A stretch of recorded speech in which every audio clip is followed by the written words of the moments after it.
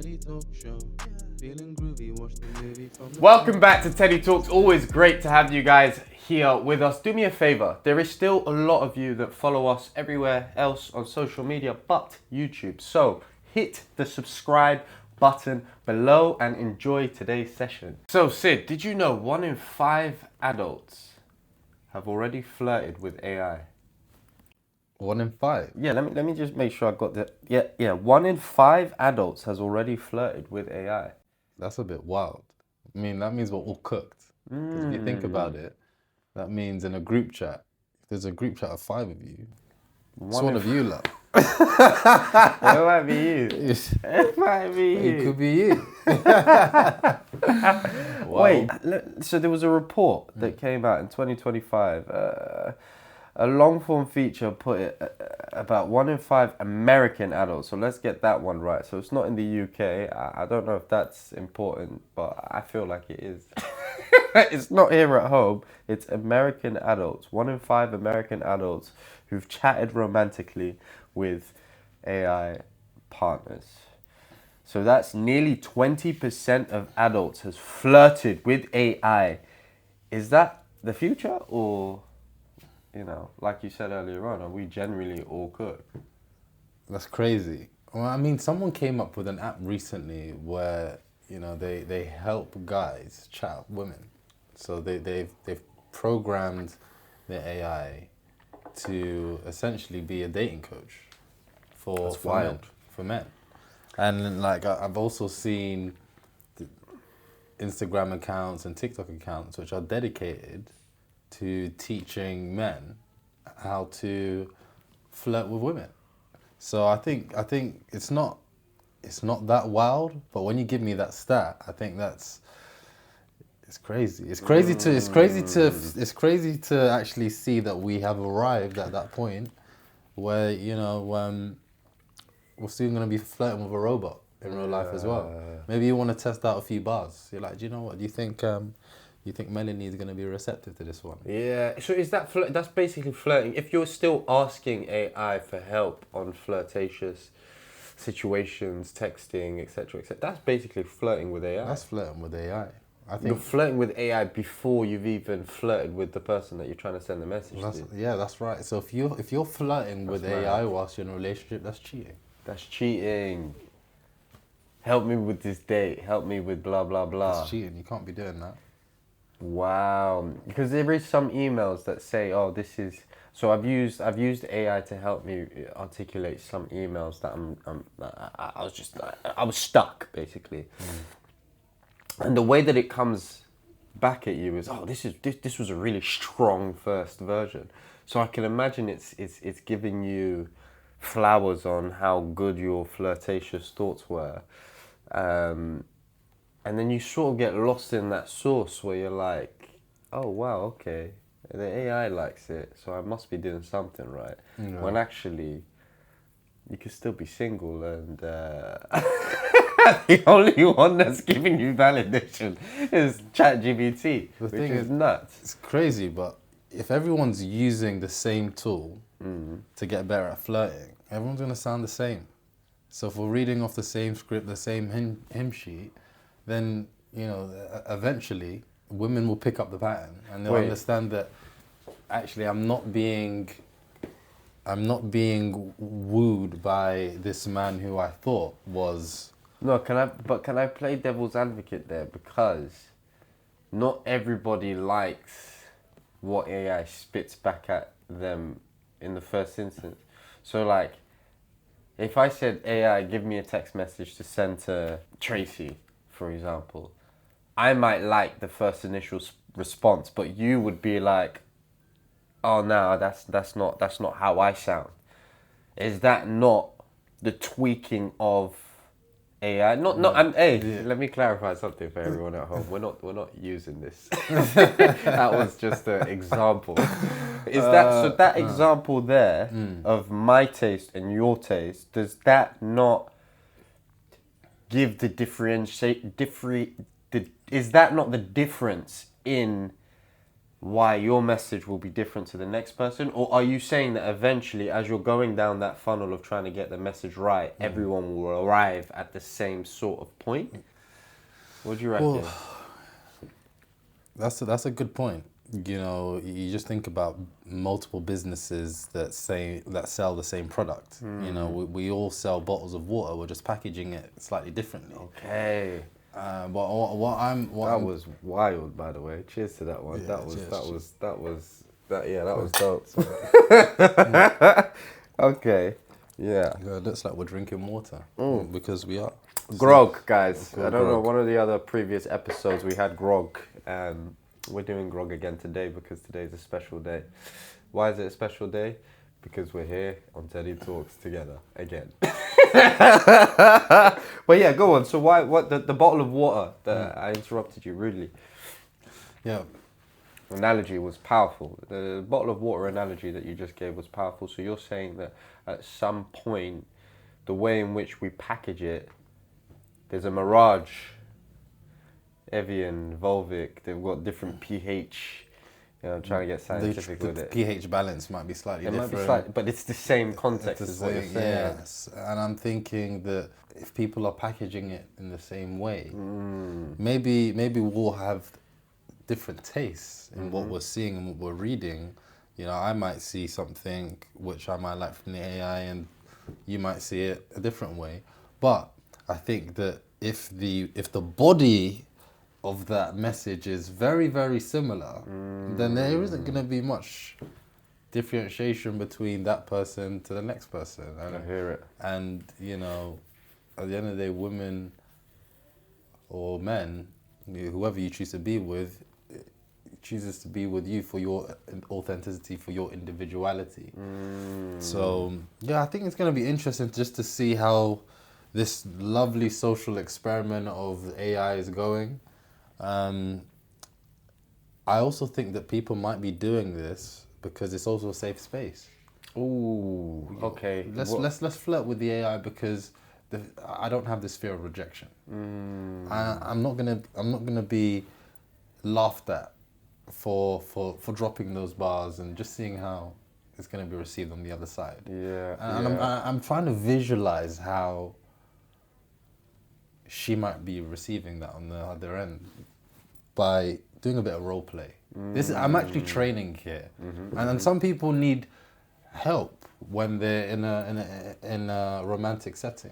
They might be the best at what they do at their jobs, or they could be, you might be good at gifting things, but they don't know how to communicate within a relationship. Exactly, and you might have all the money in the world, but actually you don't know how to serenade your partner with words and words of affirmation, basically, for your partner. Words of affirmation, and that's it. Maybe because you haven't had that many relationships in your life, so you actually don't know what. Hey, we need to be careful. You don't need to have many relationships to know the words of it helps. Okay, maybe we'll say, we'll reframe it.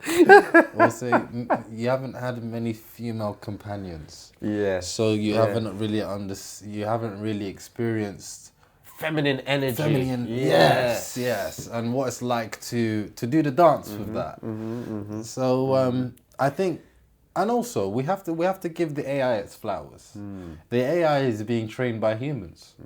It's learning from previous dating coaches, previous men, previous women who've experienced certain things. I hope so, because that would be even more powerful. It's also learning from stories, from books, from movies, and these are all fantasies that come from humans.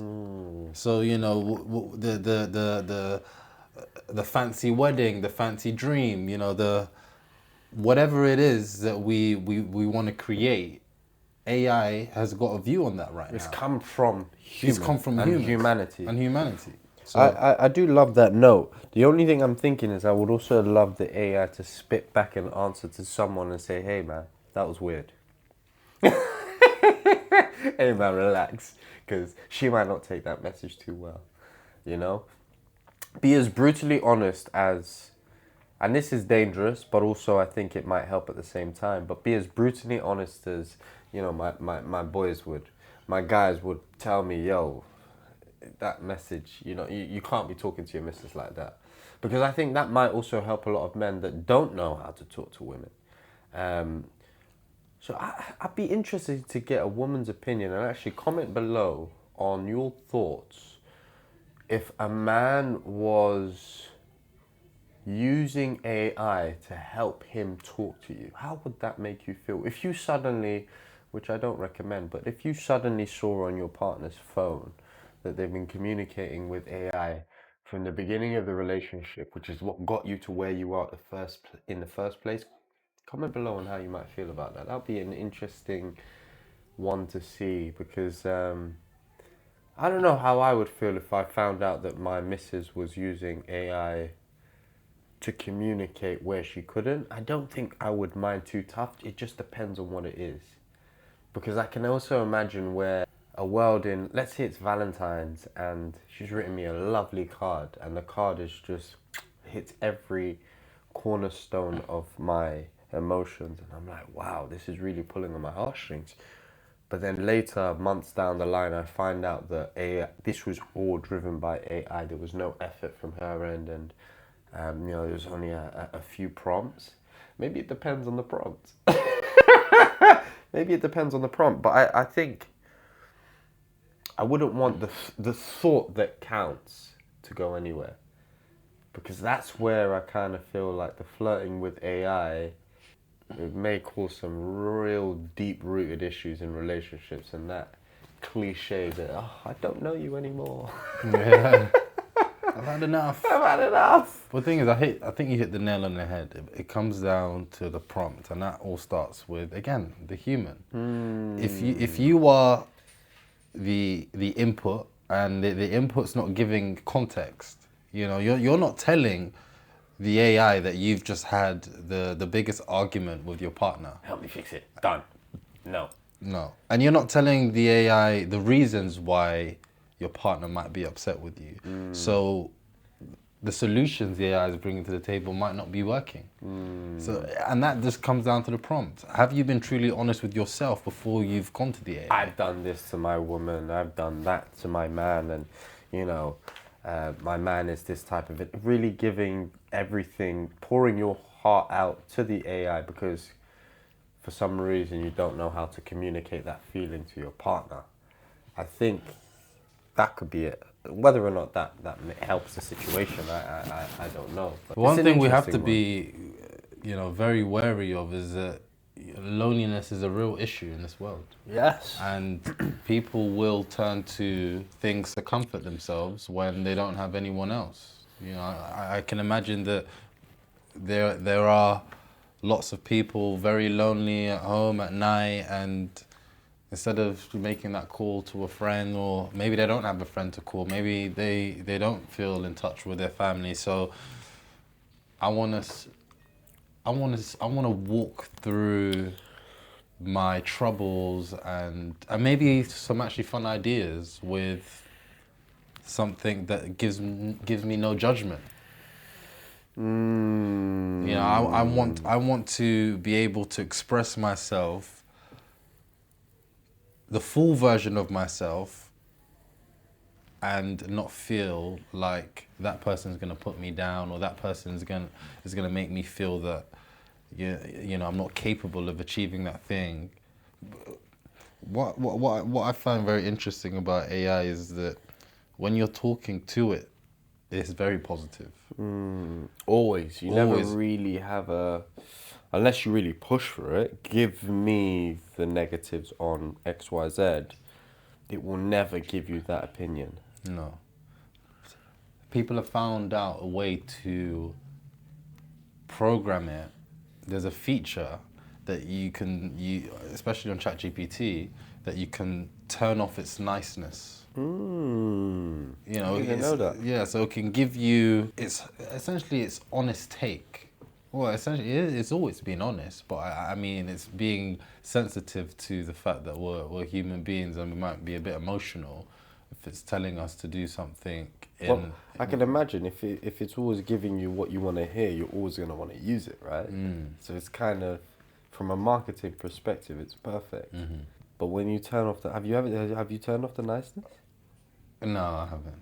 I'd be interested to see what that looks like. And people at home, again, comment if you have turned off the niceness and how you felt. Did you prefer it when the niceness was completely off, or was it something that you thought was too harsh? But I can. I hope we haven't made up a word here. Niceness. Niceness. No, we make that up. Yeah, we make it up. It's good. It's good. I like it. But this is also not only just an adult issue. This is also trickling down to the teens, because teens at the moment are grieving their banned AI lovers, apparently, which I didn't even know was a thing. So talk me through, what is this whole AI lovers? That's a good question, Sid. So AI lovers refer to computer programs designed to simulate romantic relationships, offering companionships through text and voice chat. So this is the thing that teens are missing at the moment. So character AIs has restricted under 18s from most companions. There are actual stories of teens crying, saying goodbye to their AI partners. That's peak. That's very peak. I don't imagine anyone in our gen, whatever we're categorized as, doing that. Would never know. Oh yeah, you're true, because this is all behind closed doors. You're not wrong. Yeah, you're not wrong. That's the problem. What, have you cried recently of losing do you have an AI partner? Do I have an AI partner? I mean, not romantically, but I have. Commercially in business, yeah, I do. I almost fell in love with Aitana. Which one's Aitana? Aitana. Remember we spoke about Aitana, right? Yeah, when I first, that could have been love at first sight. Yeah, Aitana. She was good. But yeah, no, I haven't fallen in love and I haven't cried over AI. And I hope long may that continue. God, yes, yeah. Because really and truly, I kind of feel like that kind of attachment to someone is, and we're not talking about someone. This is like, to be honest, there's a world where I can cry about the PlayStation, because that's where I take my mind to. Like AI is in my mind, it's program, it's computer, it's.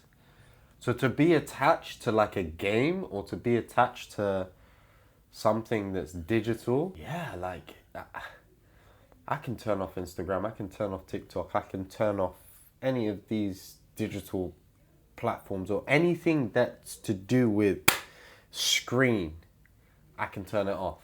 I don't feel like I would ever cry. In fact, beyond communication with family, but then again, if I'm turning off my devices, I would imagine I'm close to family, you know? Yeah. And I think that's true. And when we're younger, there's something in us that clings onto things very hard. You know, when we're passionate, we're very passionate about something. It's like, oh, do you know what? I'm very, very obsessed with Halo at the moment, you know. I'm just thinking about the younger me who would run back home and play Halo for hours on the Xbox and Microsoft. And I'm trying to think of the younger me that may have had Halo ripped away from him. Time to lock in exams. And not being able to speak with my friends on Xbox Live. Yeah. Yeah, so there's that feeling of it's the end of the world when you're younger. When you're younger, you can't really see past the next year or two. So like, when something happens, it really feels like, yeah, this is the end. You know, unless people are around you and they pick you up and you know you just have a really long sleep at night and then you wake up feeling energized. Sleep is one of the best sleeps. Yeah, the sleeps when you cry when you were a young kid, those are the best. Yeah, it's the best. It's the best. It really was the best. Yeah. But see, the teens grieving their AI partners it's powerful in the sense that if I'm talking to ChatGPT, almost, if I'm being honest, I probably talk to ChatGPT every day, just about different stuff, different different things. I've replaced it with Google. So if I didn't know anything, I'd Google it. Now I just ChatGPT it. So from a teen's perspective, talking to AI daily, as if it is your relationship, as if it is your partner, in a world where maybe school isn't that great, you hate school, so when you come back, your vice is to talk to AI. Or, like we said earlier on, from an adult's perspective, you're struggling to you're struggling to have that teen romance, which we all had in school. And I mean, even our school, I remember like the nerds were having their own romance with certain other nerds that, yeah, it was sweet.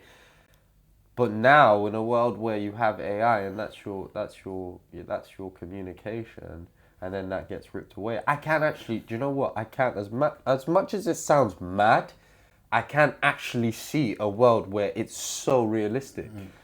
Bro, when we got the iPhone, the first time we got the iPhone, I don't feel like I was attached to it. Mm-hmm. Like, I don't feel like the attachment to the iPhone was that crazy. But Blackberries back then. BB. The BB. Yeah. The BB hype was real. Yeah. And if mummy and daddy said to, Tom and Jerry that you've been spending too much time on the BBs, let me take that back, they may have cried about it. Yeah, they would have been upset. They probably. But the difference is they communicate with their friends though, which isn't too bad. But when you're communicating with AI and that gets ripped away from you as if your best friend has died, that's a world I wouldn't want my child to live in. I'll be honest, because I wouldn't want my teen to be like, oh my god. Yeah. I don't. My phone's broken. I can't speak to Aitana. I'd be like what? Where's your friends? That would probably be the first thing I'd say to my child. Where are your friends? Like, the hell? We need to do some reconnecting with real life. I hope that we can do that. And that might be a great segue into finding out what most of you at home might be thinking. Why are we not playing chess whilst the chessboard is right in front of us? All right. Well, you make the first move. Are you sure? It's not going to do much. Okay, we're also missing a piece as well for anyone that realised. But you put that one on my side. Yeah, just to help you a little bit. But we'll play and talk for sure. Yeah. But that was interesting, and I think us at home we have to develop different things outside of AI, outside of screens, which I think is happening now. We are seeing a huge uptake in saunas and cold plunge and all these kind of remedies and wellness remedies, because wellness is a thing. I heard Kevin Hart talking about it in his new special, which we watched the other day, and he did like a little segment on the fact that wellness is real. And I'm so glad that someone with his kind of notoriety and his audience was able to tap into that small message within his segment and make it very, very real. He wasn't joking about it when he mentioned it, by the way. But we find cold plunges tough, but really good at the other side when you get out the cold plunge and the feeling of doing the cold plunge routine. And there is a statistic here. The cold plunge is officially the hottest wellness trend of 2025. My move, by the way.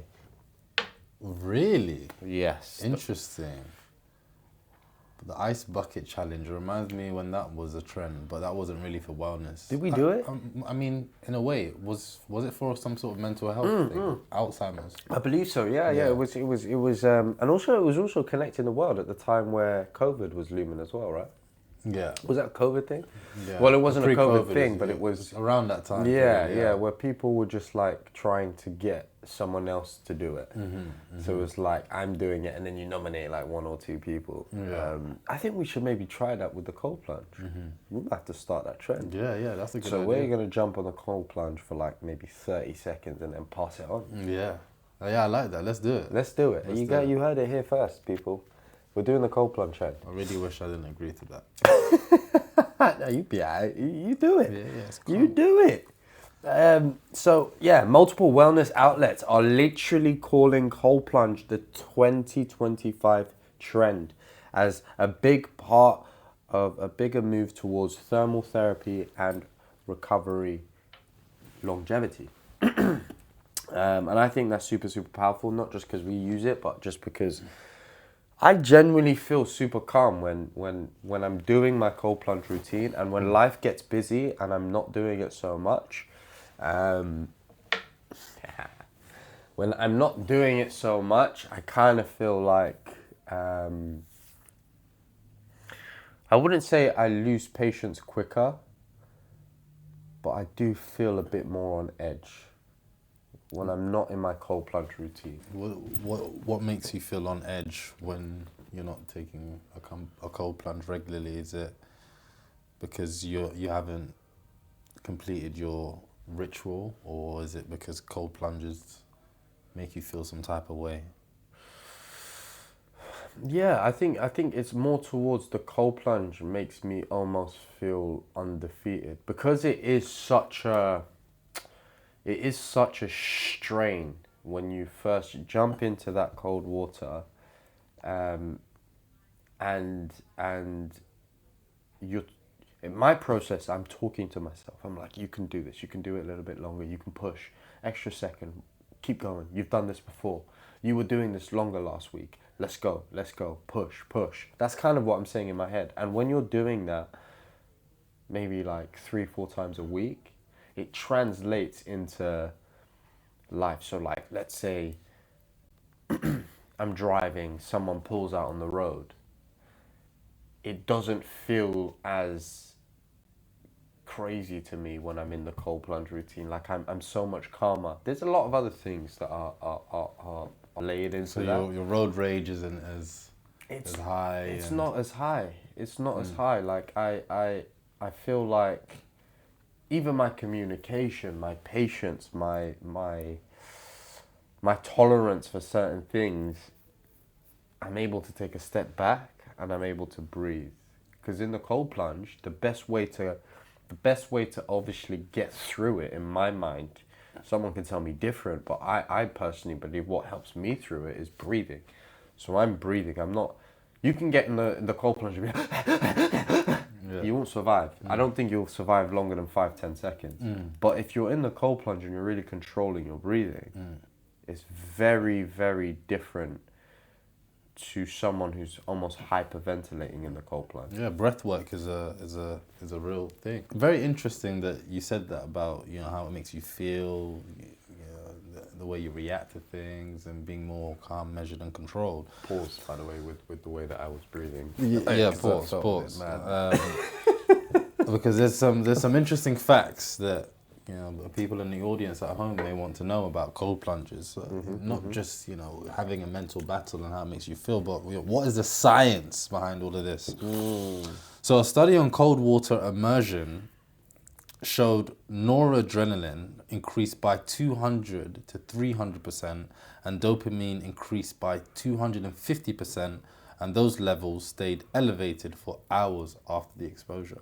Wow. Can I? What was that? Noradrenaline. Noradrenaline and dopamine are both brain chemicals, but they play very different roles in how you feel and act. Think of them like this. Dopamine equals drive, and that looks rewarding, let's go. Versus noradrenaline, where it's like, it's making me feel very alert, very ready for action, very focused. I'm paying attention right now. So if you're hitting that cold plunge, you're getting this big buzz of dopamine on a daily basis. You're getting this. Which side? Based off the Nora explanation. No, what noradrenaline was making you focused and making you alert, making you very ready. You're focused on the pain, basically. But that noradrenaline is going to be in your blood system throughout your whole day. So now, when you are attacking work, you know, when you are attacking those difficult, challenging tasks, you're not being distracted. You're laser focused because you've got enough noradrenaline in your system From using from using the cold plunge. You know, some people do a line of Charlie for that, but you've hit the cold plunge, okay? So with the dopamine, you imagine this is that chemical that you get when you've had a nice bit of chocolate, you've had a nice little bit of sexy time. Oh, it's noradrenaline. No, part of that as well? dopamine. Okay. Relax, okay? I'll make a phone call really quickly, man. Because I want that noradrenaline. And it's also associated with success, with money. Just Good goodness. news. Good Good, positive. goodness. We thank God. We thank God, you know. So, if you're not hitting that cold plunge, you're saying that you feel out of sync with your day. The reason, on a scientific, foundational level, is because you haven't been getting that nice little hit that you've been used to getting, which is making you feel like, you know, you're on top of the world. You're focused. You're ready. Now I'm gonna be overreactive. So when that person cuts in my lane, I'm gonna give him 2 fingers. I'm gonna tell him maybe his mum.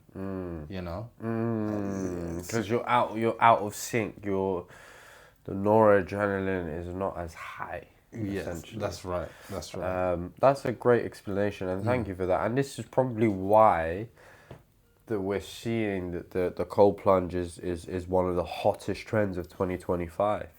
I'm even seeing sponsorships come through in my algorithm. I don't know if you are, but I'm seeing like these home sauna I'm not kits. that famous, so I don't get sponsorships like that. I'm sorry, but I don't believe it.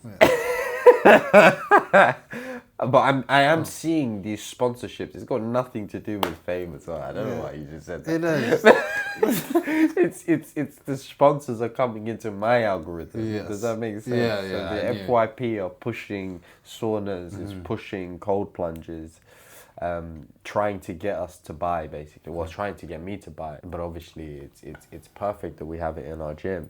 It's a huge thing in the routine. I remember seeing I saw Haaland's new documentary that he's putting away. Day in the life. Yeah, he's vlogging his day in the life and showing people what it means to be a top striker.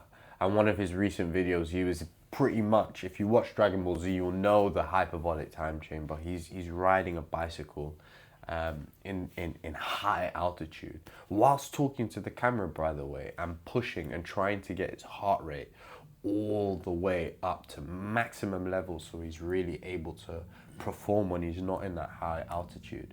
But these temperature changes and these temperature levels and experiencing the high strain in inhumane conditions is proving to really, really help. There was another stat. Regular sauna use, 4 to 7 times a week. I'm not sure about that. 7 times a week is a lot. But 4 to 7 times a week has been linked to 40 to 60% reduction in sudden cardiac deaths and all causes of mortality. That's a very good stat. It's really good, and I think that if I do say so, not just myself and you, just knowing your routine, we both use the sauna minimum, probably 3 times a week minimum. I think if we're in a good routine, let's say within the month, we're probably using it 4 to 5 times a week. Is it safe to say for you as well? Yeah, I agree. Yeah, so like the exposure to, you know, obviously if you live in Dubai or you live in a really hot country whereby you're always exposed to vitamin D, I mean, they say you still need to be very, very careful. But when you're in that enclosed environment and putting yourself under that stress and recovery and putting yourself in and out of cold, hot, cold, hot, cold, hot, it's proving to show that it's got high levels of reduction in a lot of causes of death. Yeah, it's fantastic. The only thing I would add to that is there's that famous guy, the one that's doing the whole Benjamin Button content.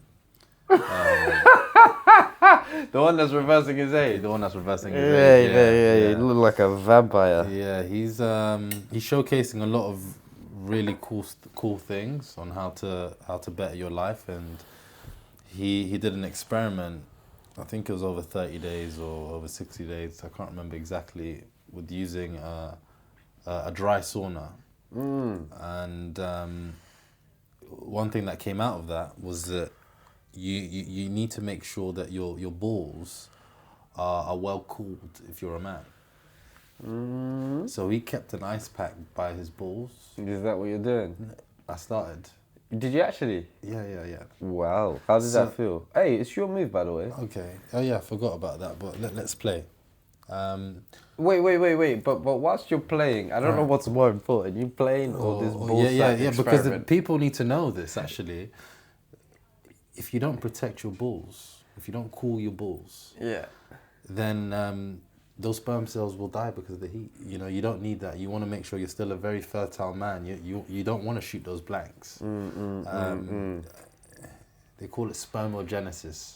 You know, spermogenesis, the ability for the for the sperms to produce new sperm cells. Wow. So this sounds like trauma. When you decided to put this cold patch on your balls, was that more painful as well? It must have been. So what I did. So in our gym we have an ice machine maker. Yeah. I don't know what you call it. Yeah. Ice machine. Ice machine. Ice machine. I just put my hand in it and I put the ice together, and whilst I'm chilling, I just keep the ice next to my ears.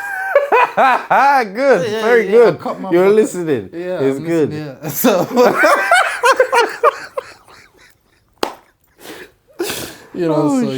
so you have to make sure that you're it's for the same reason why you don't keep the laptop too close to your balls as well. Yeah, so do you know what? Tell the people at home. Make sure you keep that laptop away from your balls, because what you're doing is you there's a lot of heat, there's a lot of radiation, and this is your life force. Yeah, we got told that years ago as well. Especially because the laptops back then weren't the heat.